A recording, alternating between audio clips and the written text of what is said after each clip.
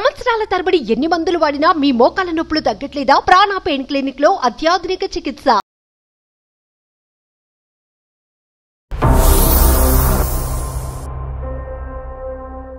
అతను ముందే మాకు కొన్ని షరతులు పెట్టాడు. ఏమంటే తనేమన్నా పడి ఉండాలి, తన మాటకి ఎదురు తిరగకూడదు, పిల్లలు కూడా ఆఖరికి తనేం చెప్తే అది చెయ్యాలి. ఒక రోజు ఉదయం ఎవరో ఒక అమ్మాయిని తీసుకొచ్చి తన గదిలోకి వెళ్లి తలుపులేసుకున్నారు. 16 ఏళ్ళ నుంచి ఆమెతోనే గడిపాడు. పగలు రాత్రి అసలు ఏ టైంలోనూ బయటకు వచ్చేవాడు కాదు, భోజనానికి తప్ప.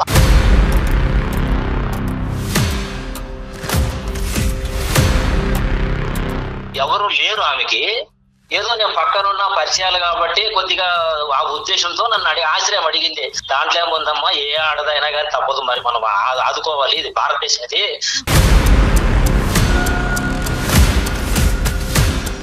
నిరాశ్రయాలైనటువంటి ఒక స్త్రీకి బెడ్రూమ్ లోకి తీసుకొస్తేనే ఆశ్రయమా?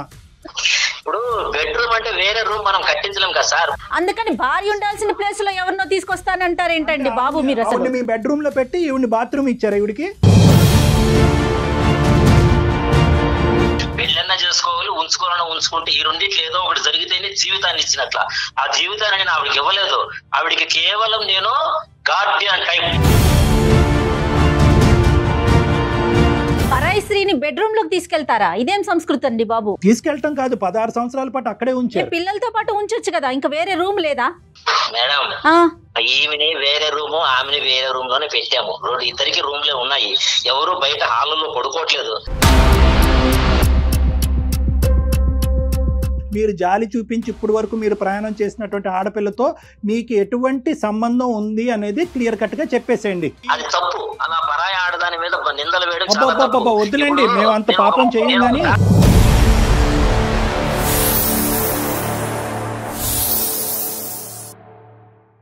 నమస్తే కళ్యాణ్ గారు. నమస్తే జయ గారు. కళ్యాణ్ గారు, ఎప్పుడు చెప్పుకునేలాగానే నెంబర్ ఆఫ్ మెయిల్స్. అయితే ఒక మెయిల్ చూసానండి, రాధమ్మ ఆవిడ మెయిల్ చేశారు. నాకు మెయిల్ అంతా చదివిన తర్వాత ఏమనిపించిందంటే, డబ్బుంటే ఏదైనా చేసేయచ్చు.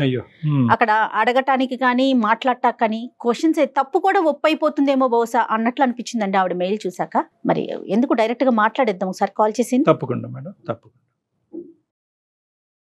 ఎంత భయంకరంగా ఉన్నారండి, ఎంత భయంకరంగా ఆలోచిస్తున్నారో కళ్యాణ్ గారు. బహుశా మీరు కేసులు చూస్తారు కాబట్టి మీకు అనిపించదేమో. హలో అమ్మా, నమస్తే. రాధమ్మ గారా? అవునండి. అమ్మా నమస్తే, నేను జయానమ్మ అందమైన జీవితం ప్రోగ్రామ్ నుంచి కాల్ చేస్తూ ఉన్నాను. బాగున్నారమ్మా?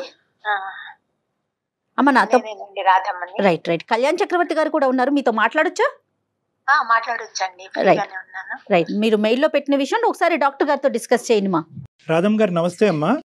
నమస్తే అండి డాక్టర్ గారు. అమ్మా చెప్పండి, మీ వయసు ఎంత? నా వయసు 50 సంవత్సరాలండి. ఏంటమ్మా ఈ వయసులో వచ్చిన సమస్య ఏంటో చెప్పగలరా? నేను ఎన్నాళ్ళుగానో భద్రపడుతున్న సమస్య డాక్టర్ గారు. మా వారి సంసారాన్ని పట్టించుకునేవారు కాదు. పెళ్ళైన కొత్తలోనే వింత ప్రవర్తన చూశాను ఆయనది. పెద్దలు చేసిన పెళ్ళే? పెద్దలు చేసిన పెళ్ళే అండి. పిల్లలు ఎంతమంది అమ్మా? పిల్లలు 3 అండి. 2 ఆడపిల్లలు, 1 బాబు. ఏం చేస్తుంటారమ్మా అతను? ఏం చేసేవారు, ఏం చేస్తుంటారు? ఆయన ఏం చేయరండి, ఎందుకంటే ఆయన్ని దత్తు తీసుకున్న తల్లి చాలా ఆస్తి ఇచ్చిపోయింది. 4-5 కోట్లు ఇచ్చింది. 1 కోటి రూపాయలు వడ్డీకి తిప్పుకుంటాడు. ఆ డబ్బు మీదే విలాసాలు సరదాలు తీర్చుకుంటాడు. మా పట్ల ప్రేమ అనేది చూపించడు. పిల్లలు సెటిల్ అయిపోయారమ్మా, చదువుతున్నారా? ఎలా ఉన్నారు పిల్లలు? ఏంటి వాళ్ళ పరిస్థితి? పిల్లలు 3 డిగ్రీలు తీసుకున్నారండి. 2 పాపలు జాబ్ చేస్తున్నారు. పిల్లవాడికి ఇంకా ముందు చదువులకి డబ్బు ఇవ్వనంటాడు. అసలు సమస్య ఏంటంటే, అతను ముందే మాకు కొన్ని షరతులు పెట్టాడు.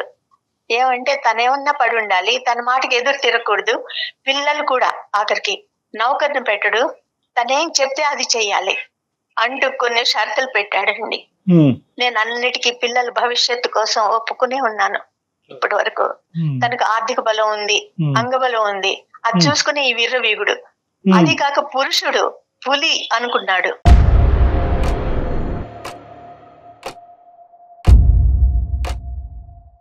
ఒక రోజు ఉదయం ఎవరో ఒక అమ్మాయిని తీసుకొచ్చి తన గదిలోకి వెళ్లి తలుపులేసుకున్నారు.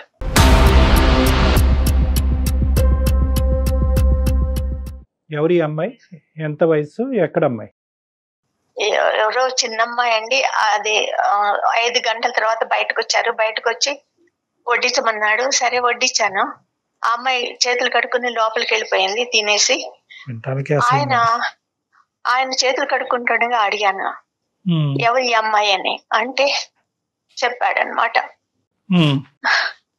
ఒక పేద పిల్ల, వెనక ముందు ఎవరు లేరు, చిన్నప్పుడే పెళ్లి చేశారు, భర్త అప్రయోజకుడు, అమాయకుడు, ఈమెను ఒంటరి దాన్ని చేసి వెళ్ళిపోయాడు, ఎక్కడికో వెళ్ళిపోయాడు వదిలేసి. ఆ అమ్మాయిని ఆదరించడానికే మన ఇంటికి తీసుకొచ్చాను. ఆ అమ్మాయి ప్రాధేయపడింది ఆదరించమని, అందుకని ఇంటికి తీసుకొచ్చాను, ఇక్కడే ఉంటుంది అని చెప్పి వెంటనే తను కూడా గదిలోకి వెళ్ళిపోయాడండి.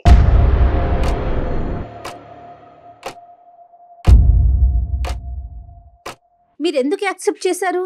మమ్మల్ని వాక్ స్వాతంత్రం లేకుండా చేశాడు కదా ఆయన. ముందరే చెప్పాడు కదా, నేనేం చేసినా అది చూస్తూ ఉండాలి. చేయటం అంటే ఏంటమ్మా, మీరు వైఫ్ కదా, ఇప్పుడు ఇద్దరు ఈక్వల్ కదమ్మా.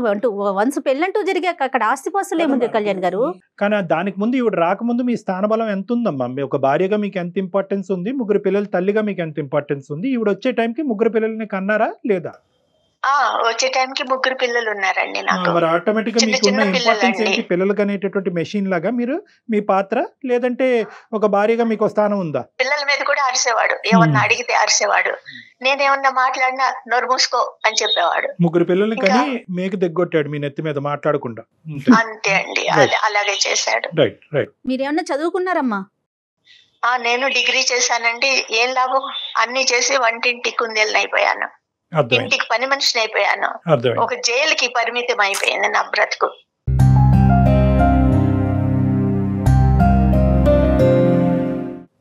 అప్పుడు ఇటు మీ అత్తగారి తరపున కానీ అమ్మ వాళ్ళు కానీ వాళ్ళందరికీ ఈ విషయం తెలుసనమ్మా? తెలుసండి, కానీ ఈయన ఆర్థిక బలం చూసుకుని వాళ్ళు ఏం మాట్లాడేవారు కాదు. అంటే డబ్బుంటే ఏదైనా చేసేయొచ్చా ఏం డాక్టర్ గారు అని అతని ఊహ. ఎలా ఉన్నారు జనం, ఇలా కూడా ఉన్నారా? అంటే డబ్బు ఒకటే కాదమ్మా, డబ్బు ఇచ్చేటటువంటి అహంకారంతో పాటు వచ్చే కండబయలం, గుండె ధైర్యం, ఇవన్నీ ఏవైతే ఉన్నాయో మరి ఇతను మరి ఆ వ్యక్తిత్వం ఏంటి అనేది మరి అతనితో మాట్లాడితే మనకు అర్థం అవుతుంది. కానీ ఆ తర్వాత ఈ అమ్మాయితో ఏమైనా ప్రయాణం మీ ఇంట్లోనే కొనసాగిందమ్మా? అక్కడితో ఆ కథ ముగిసి ఆ అమ్మాయి బయటకు వెళ్ళిందా? లేదండి, ఆ అమ్మాయి ఇంట్లోనే ఉంది, ఇప్పటికీ ఇంట్లోనే ఉంది. ఇన్నేళ్లు జీవచంలో బతికాను నేను. అదేంటమ్మా చాలా అసహ్యంగా ఉంది వినడానికి. నా పిల్లల కోసం, పిల్లల ముందు అల్లరి పడకూడదు అని, ఈ విషయాలు లోకానికి తెలియకూడదు మా జీవితం గురించి. కాదమ్మా, ఇన్ని సంవత్సరాలు 16 ఏళ్ల క్రితం ఆవిడ మీ జీవితంలోకి వచ్చింది, ఇంకా తెలియకుండా, అంటే మనం అనుకుంటే తెలియకుండా ఉండదు కదా. పిల్లల వయసు పెరిగే కొద్దీ ఇంకొక స్త్రీ ఇంట్లో ఉంటే ఆటోమేటిక్ అర్థమైపోతుంది కదా తను ఎవరని. మీ తరపున ఆయన తరపున కాదు కదా.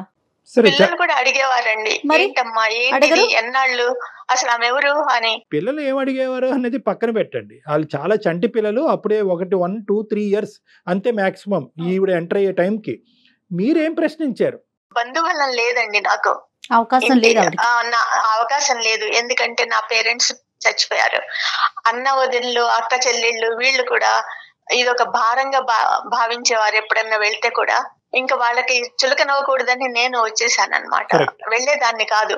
కాబట్టి నాకు అసలు బంధుబలం కూడా లేదు. సరే, మీరు ఒక బంధుబలం లేదు, సహకారాలు లేవు, మీరు అడిగేటటువంటి ప్రశ్నలు అతని దగ్గర నుంచి వచ్చిన జవాబు ఏంటమ్మా? ఇదే చెప్పాడండి, ఆమెకి నిస్సహాయాలు, ఆమెని ఆదరించడానికి నేను తెచ్చాను అని చెప్పేసి వెళ్ళిపోయాడు అనమాట. నా నిస్సహాయత గురించి ఎవరు ఆలోచిస్తారని అడగలేదా మీరు? అడిగితే కసురుకునేవాడండి, చెయ్యెత్తేవాడు. ఏం చెయ్యాలి?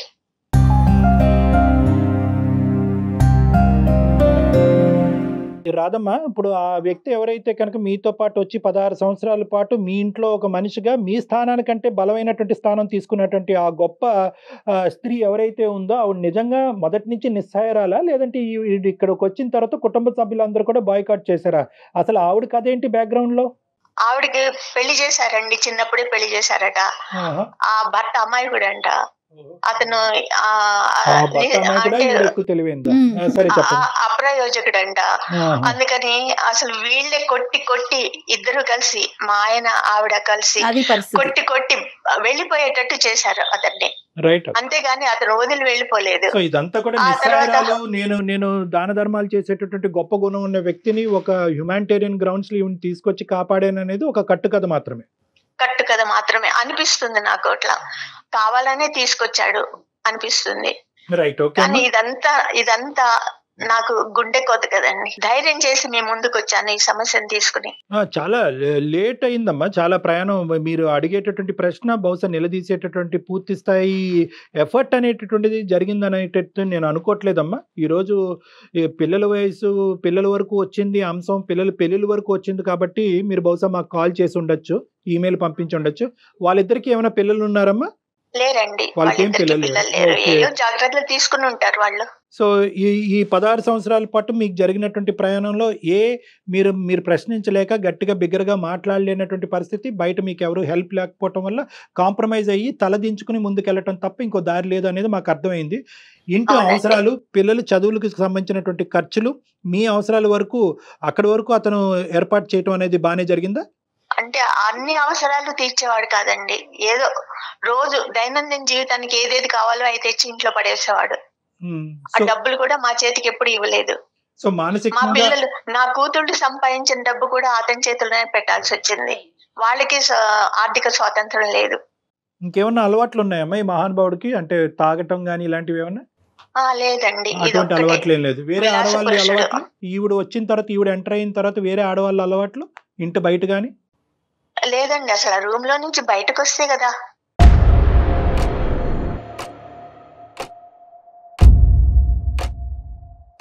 కాదు కళ్యాణి గారు, సంవత్సరాలు గడిచిపోయినాయి. ఇప్పుడు వరకు ప్రశ్నించినటువంటి రాధమ్మ గారు ఈ రోజు మాకెందుకు ఈమెయిల్ పంపించారు? అది నేను ఎప్పటికైనా దీనికి సొల్యూషన్ ఉంటుంది మీ దగ్గర అని. రాధమ్మ గారు ఆలోచన కరెక్టే, మీ మాటకు అడ్డొస్తున్నాను. కానీ ఏంటంటే టైం ఇస్ ద ఎసెన్స్ అమ్మ. బహుశా ఇదేంటంటే చాలా లేట్ అయింది, అయినా కానీ మన వంతు ప్రయత్నం మనం చేద్దాము. పిల్లల్ని కనేసాను కాబట్టి నేను తలదించుకుని ముందుకెళ్ళటం తప్ప ఇంకో దారి లేదు అని చెప్పి స్టార్టింగ్ లో మీరు వెనకడుగు చేశారు చూడండి, అదే ఈ రోజు మీ మెడ చుట్టుకుంది. పిల్లల మీద ప్రేమ చూపించడండి, నా మీద ప్రేమ అసలు ఎప్పుడో పోయింది. అసలు లేదు ప్రేమ, ఏదో వాడుకున్నాడు తప్ప. ఇప్పుడు ఈ ప్రేమనంతా ఆమెకి ఇస్తుంటే నాకు ఎంత కంటకింపుగా ఉంటుంది. పిల్లలు ఏమైపోతున్నారు, పిల్లలు పెరిగారే, వాళ్ళకి పెళ్లిళ్ళు చెయ్యాలి అనే ఆ ఆలోచన కూడా లేదు ఆ మనిషికి. ఇప్పుడు అతనికి ఆలోచన లేదు, అక్కడ ఉన్నటువంటి ఆమెకు సిగ్గు లేదు, మనకు అర్థమవుతుంది. కానీ ఏంటంటే ఈ రోజు అతనితో మాట్లాడటం ఇంపార్టెంటా, ఆవిడతో మాట్లాడటం ఇంపార్టెంటా? మనం అతనితోనే మాట్లాడాలండి. ఆవిడెవరు? ఆవిడ థర్డ్ పర్సనే. కానీ ఈ రోజు ప్రైమరీ పర్సన్ అయిపోయింది, ఇంపార్టెంట్ పర్సన్ అయిపోయింది. మీకంటే బలమైనటువంటి స్థానంలో నిలబడి ఇంటినే శాసించే కెపాసిటీలో ఉంది. ఆవిడ థర్డ్ పర్సన్ కావద్దు, ఆవిడ ఫస్ట్ పర్సన్. సరే, ఆవిడని పక్కన పెడదాం. మీ అబ్బాయి ఏమంటున్నాడు? ఎందుకంటే తండ్రి తర్వాత స్థానం ఆ అబ్బాయిదే కాబట్టి ఆ అబ్బాయి ఈ మనిషిని నిలదీసే కెపాసిటీలో లేదా? ఇంకా అబ్బాయి ఏం చేస్తాడండి, ఏమన్నా కొంచెం ఎదురు తిరిగాడంటే కొట్టడం, లేకపోతే 2-3 రోజుల దాకా వాళ్ళకి పనిష్మెంట్.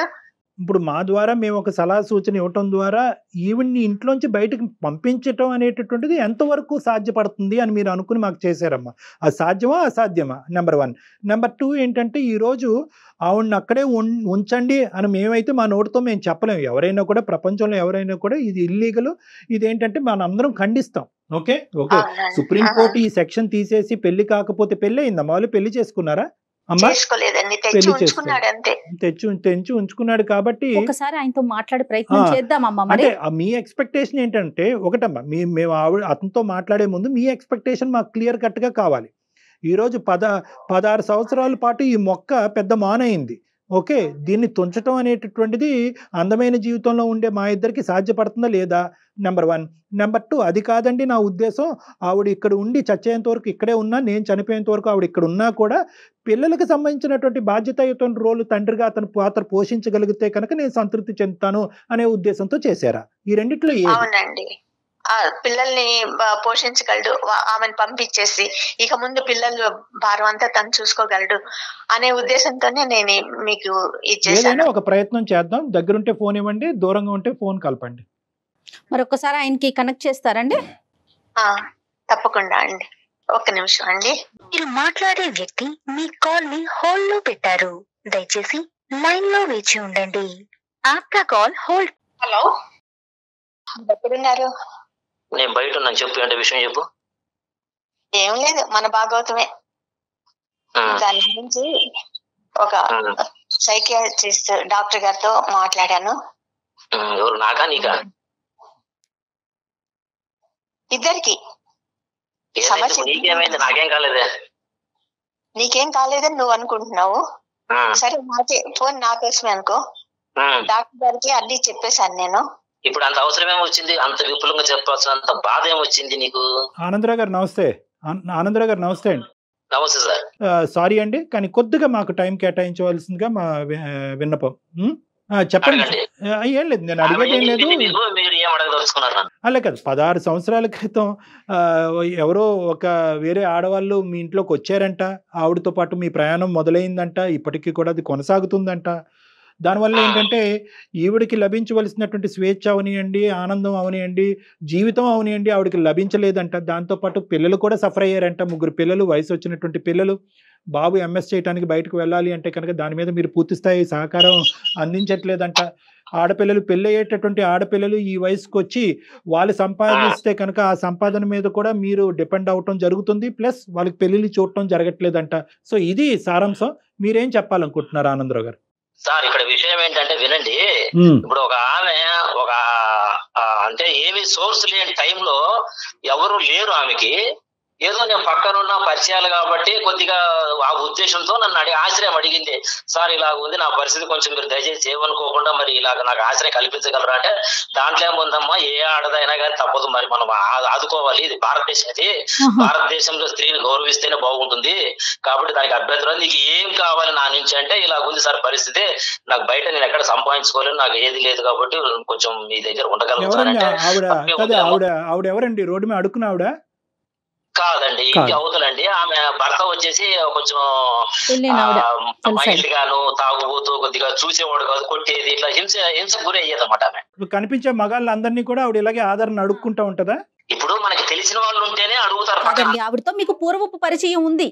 పరిచయం అంటే పక్కింటి వాళ్ళు ఉన్నప్పుడు మాట్లాడతారు కదండి మామూలుగా. సరే, మీరు మాట్లాడారు. సరే, మేము ముందే ఖండించాలని అనుకోవట్లేదు, మీ వర్జన్ మీరు చెప్పండి.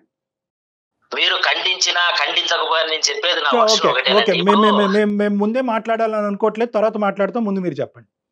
అలాగే సార్. మీకు కొన్ని పదాలు నచ్చట్లేదు. అలా అడిగింది, తీసుకు వచ్చింది, నా ఇంట్లో ఉంటుంది. అయితే ఉంటుంది కాబట్టి దానికి ఆవిడ నాకు, నా భార్య కూడా నాకు దానికి ఏం అడ్డు చెప్పలేదు, ఇంతకాలం అయింది. ఈ రోజున మరి మీ ముందు తీసుకొచ్చి ఆ బాధను ఎందుకు వెళ్ళకపోకుందో అయితే నాకైతే తెలీదు. ఆవిడకి బుర్ర లేదు, మీకు బుర్ర ఉంది. ఇప్పుడు అది కాదు సార్, సారీ ఆనందరావు గారు, మీ మాటకు అడ్డొస్తున్నాను. ఇప్పుడు ఇక్కడ ఆవిడకి బుర్ర లేదు, ఆవిడకి బుర్ర పని చేయలేదు, ఇంతకాలం ఆవిడ ఒక డిప్రెషన్లో పాతుకుపోయింది, ఆవిడకి బుద్ధి లేదు. ఒక నిస్సాయ స్థితిలో ఉండేటటువంటి ఒక ఆడదాన్ని తీసుకొచ్చి మన ఇంట్లో కూర్చోపెట్టిగా ఆవిడ సహాయత ఇవ్వటం, ఆవిడకు ఒక జీవితాన్ని ఇవ్వటం వల్ల ఇక్కడ నా భార్య పొజిషన్ ఏంటి, నా పిల్లల పొజిషన్ ఏంటంటే మినిమం కామన్ సెన్స్ ఆ వయసులో ఉన్న మీకు లేదా? సార్ ఒక్క మాట చెప్తా వినండి. జీవితాన్ని ఇచ్చారు, ఆమెను తీసుకొచ్చి అంటారు. జీవితాన్ని ఇవ్వడం అంటే ఏంటి? పెళ్ళన్నా చేసుకోవాలి, ఉంచుకోవాలన్నా ఉంచుకుంటే, ఈ రెండిట్లో ఏదో ఒకటి జరిగితేనే జీవితాన్ని ఇచ్చినట్ల. ఆ జీవితాన్ని నేను ఆవిడకి ఇవ్వలేదు. ఆవిడికి కేవలం నేను గార్డియన్ టైప్ అంతవరకే ఉన్నాను. నా భార్య నా సొంతం. అది ఆమె ఆలోచించుకోకుండా మీకు వేరే విధంగా చెప్పడంలో మీరు వేరే విధంగా నన్ను క్వశ్చన్ చేశారు. అది తప్పు. ఆమెను నేను అంటే అసలు గార్డియన్ అనేటటువంటి దానికి డెఫినేషన్ కూడా చెప్తే బాగుంటది ఆనందరావు గారు. నేను పోషిస్తున్నాను ఆమెని. మీరు పోషిస్తున్నారు అంతే. అంతవరకే. సరే సరే, కానీ వేరేవి ఏమీ లేవు. రెండవది పోతే పిల్లల్ని చూడడం లేదు మీరు, అది ఇది అంటారు. పిల్లల్ని ఎంతకాలం చూస్తామండి? చిన్నప్పుడు పుట్టినప్పటి నుంచి ఒక స్టేజ్ వచ్చేంత వరకు పెంచుతాము, చేస్తాము, స్కూల్కి తీసుకెళ్తాము, వస్తాము. ఇప్పుడు వాళ్ళు పెద్దవాళ్ళు అయ్యారు, ఒక డిగ్రీ చదువుతున్నారు. ఆ చదివే వయసులో వాళ్ళకి మనం తోడు అవసరం, వాళ్ళ దారిని వాళ్ళని వెళ్ళనివ్వాలి. మనము నువ్వు సైన్స్ తీసుకోవాలంటే నేను సోషల్ చదువుతాను అన్నప్పుడు వ్యతిరేకత వచ్చినప్పుడు పిల్లల మైండ్ ఎలా ఉంటుంది? అప్పుడు మనం వాళ్ళని తేలేం కదా. నేను అట్లా ఫ్రీగా వదిలేను తప్పితే వాళ్ళని ఏదో నేను అందరినీ నేను కజ్జాలో పెట్టుకోవాలి, నా మాట వినాలి అని దురుద్దేశం ఎక్కడ లేదు. గార్డియన్ ఎప్పుడు గదిలో కూర్చొనే చేస్తాడా ఆమె పోస్టర్ అంతా?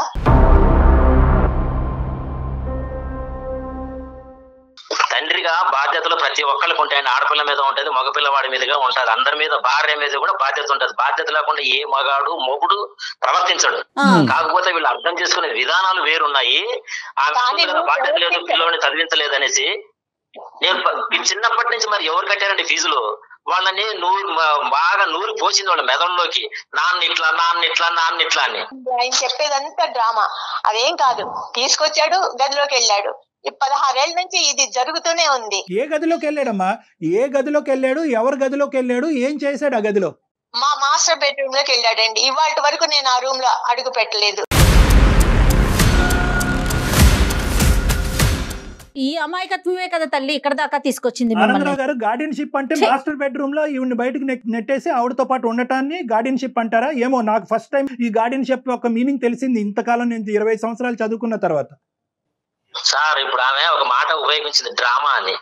మరి అది కూడా తలుపేసుకుని కూర్చుంది కూడా డ్రామా అవ్వచ్చు కదా. డ్రామా సంగతి పక్కన అసలు పెట్టండి. విషయాన్ని పక్కన పెడుతున్నారు మీ మీరు. బెడ్రూమ్ లో వేరే స్త్రీకి అసలు స్థానం ఎందుకు? ఆవిడ ఉండవలసినటువంటి అవసరం ఏముంది? నిరాశ్రయాలైనటువంటి ఒక స్త్రీకి బెడ్రూమ్ లోకి తీసుకొస్తేనే ఆశ్రయమా? ఇప్పుడు బెడ్రూమ్ అంటే వేరే రూమ్ మనం కట్టించలేం కదా సార్. అందుకని భార్య ఉండాల్సిన ప్లేస్ లో ఎవరినో తీసుకొస్తానంటారు అంటే ఏంటండి బాబు మీరు అసలు? ఆవిడ మీ బెడ్రూమ్ లో పెట్టి ఈవిని బాత్రూమ్ ఇచ్చారా ఈవిడికి? నేను బాత్రూమ్ ఎవరికి ఇవ్వనట్లా, ఒక భర్తగా ఆ పని చేయను కదా. మరి ఏం చేశారు? హింసించకూడదు. మరి ఏం చేశారు? హింసించకూడదంట. మొదటి ప్రిఫరెన్స్ భార్యకే ఇస్తారు. ఏ భర్త అయినా కానీ, ఎంత తాగుబోతైనా, ఎంత వ్యభిచారి అయినా కానీ, ఎంత తిరుగుబోతైనా కానీ, కట్టుకున్న పిల్లలకి ఇచ్చిన తర్వాత రెండో వాళ్ళు ఎవరున్నా కానీ వాళ్ళకి మనము కొంతవరకు న్యాయం చేయాల్సి వస్తుంది. ఫస్ట్ న్యాయం ఎవరు చేస్తామో? భార్య, పిల్లలు చేస్తాము. కానీ వీళ్ళు ఇది అర్థం చేసుకోకుండా ఒక ముసుగేసి డ్రామా అని మీకేదో చెప్పేశారు. ఒకటి ఆనందరావు గారు, మాకేదో చెప్పేస్తే మేము నమ్మేయటానికి మేమేమి ఇక్కడ చెవులో పువ్వులు పెట్టుకోలేదు. మేము చెప్పేది ఒకటే అంశం, భార్యకి బెడ్రూమ్ లో ఇవ్వనటువంటి స్థానం వేరే స్త్రీకి ఎందుకు ఇచ్చారు? దాన్ని మీరు కూడా ఒప్పుకుంటున్నారు కదా? కాదండి, ఆవిడ బయట ఉంది, ఈవిడ బెడ్రూమ్ లో ఉందన్నది మీరు ఒప్పుకుంటున్నారా లేదా? స్త్రీని బెడ్రూమ్ లోకి తీసుకెళ్తారా? ఇదేం సంస్కృతి అండి బాబు? తీసుకెళ్ళటం కాదు, 16 సంవత్సరాల పాటు అక్కడే ఉంచారు. పిల్లలతో పాటు ఉంచొచ్చు కదా, ఇంకా వేరే రూమ్ లేదా? మేడం, ఈమెని వేరే రూమ్, ఆమెని వేరే రూమ్ లోనే పెట్టాము. ఇద్దరికి రూమ్లే ఉన్నాయి. ఎవరు బయట హాల్లో పడుకోవట్లేదు. ఈవిడ నేను బయట ఉన్నానంటే ఇంటి బయట ఉందా లేకపోతే ఎక్కడుంది? దానికి రావాలి కదా. మాస్టర్ బెడ్రూమ్ లో పెట్టినాము అని అంటున్నారు. ఆనందరావు గారు, మీ ఇంట్లో ఎన్ని రూమ్స్ ఉన్నాయి, ఏ రూమ్స్ లో ఎంతమంది ఆడవాళ్ళు ఉన్నారన్నది మాకు అక్కర్లేదు ఆ లెక్క. కానీ మేమేం జనాభా లెక్కలు రాసుకునే వాళ్ళం కాదు. ఇక్కడ ఆవిడతో ఎవరైతే ఈ సోకాల్డ్ గార్డియన్ అనేటటువంటి ఆడపిల్లతో మీరు జాలి చూపించి ఇప్పుడు వరకు మీరు ప్రయాణం చేసినటువంటి ఆడపిల్లతో మీకు ఎటువంటి సంబంధం ఉంది అనేది క్లియర్ కట్ గా చెప్పేసేయండి. వద్దులేండి, మేము అంత పాపం చేయం. కానీ 16 ఏళ్ల నుంచి మమ్మల్ని ఏం చూడలేదండి ఆయన. పిల్లలకి తండ్రి ప్రేమ దక్కిందా? నాకు భర్త ప్రేమ దక్కిందా? ఏమి దక్కలేదు. ఆయన ఏదో చెప్తున్నాడు, నాకు భార్య ముఖ్యం అది ఇది అని. 16 ఏళ్ల నుంచి భార్య ముఖ్యం కాక ఇవాళ డాక్టర్ గారి ముందు భార్య ముఖ్యం అయిందా? 16 ఏళ్ల నుంచి ఆమెతోనే గడిపాడు. పగలు రాత్రి అసలు ఏ టైంలోనూ బయటకు వచ్చేవాడు కాదు, భోజనానికి తప్ప.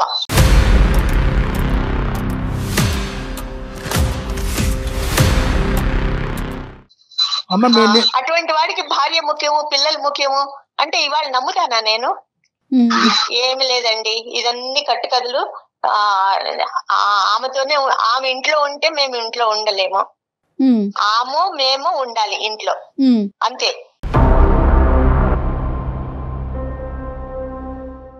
నేను ఒక ప్రశ్న అడుగుతాను, 16 సంవత్సరాల పాటు మీరు ఎందుకు నోరు మూసుకుని ఊరుకున్నారు? మా నోళ్ళు మూసేశాడండి ఆయన. తీసుకొచ్చి ఇంట్లో పెట్టుకుంటే ఆయన మూయటం ఏంటమ్మా? మీరు నిలదీయకపోవటం అనేటటువంటిది ఆ మనిషికి 3 కొమ్ములు రావడానికి ఒక ప్రధానమైనటువంటి అంశం, అవునా కదా? లైన్ లో ఉన్నాడు. ఆ రోజు ధైర్యం లేక, మాకు వాక్ స్వాతంత్రం లేక, నాకు వెనక ముందు ఎవరు లేక, నా పిల్లల్ని నేను జీవితం లాగా బతికాను. బతికానండి.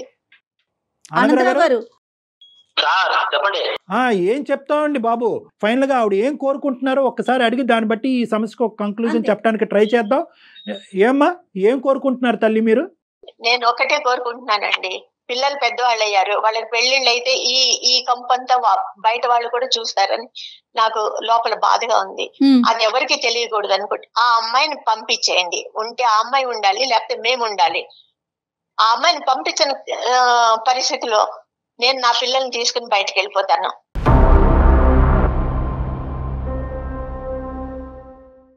సార్ ఇప్పుడు అదే వాళ్ళు ఉద్యోగాలు చేస్తున్నారనే మనోధైర్యంతోనే బయటికి వచ్చింది నాకు. వచ్చింది ఆవిడకి ఆ ధైర్యం వచ్చింది అని చెప్పి ఇప్పుడు లైవ్ లో చెప్తున్నారు. ఆవిడ ఒకే ఆప్షన్ ఇచ్చింది, నేను పిల్లలు ఇక్కడ ఉండాలా, ఆ మహానుభావులు ఇక్కడ ఉండాలా? ఆవిడని బయట పంపిస్తారా, మమ్మల్ని బయట పోమంటారా? సమాధానం స్ట్రైట్ గా చెప్పండి. ఆమె ఉన్నందువల్ల నీకు వచ్చిన ఇబ్బంది ఏంటని నేను అడుగుతున్నాను. మీ క్వశ్చన్ తీసి తగలేయండి సార్. అది కాదు, ఆవిడ ఈవిడ డాక్టర్ గారు ఎన్ని ఇబ్బందులు ఉన్నాయో ఈ 16 ఏళ్ల నుంచి నేను భరించాను. ఆయనతో పాటు ఆవిడ చాకరీ కూడా నేనే చేశాను. ఆవిడేమి ముట్టుకునేది కాదు, బట్టలు కూడా ఉతికాను. ఆవిడ అంత పిచ్చి పనులు చేశాను నేను.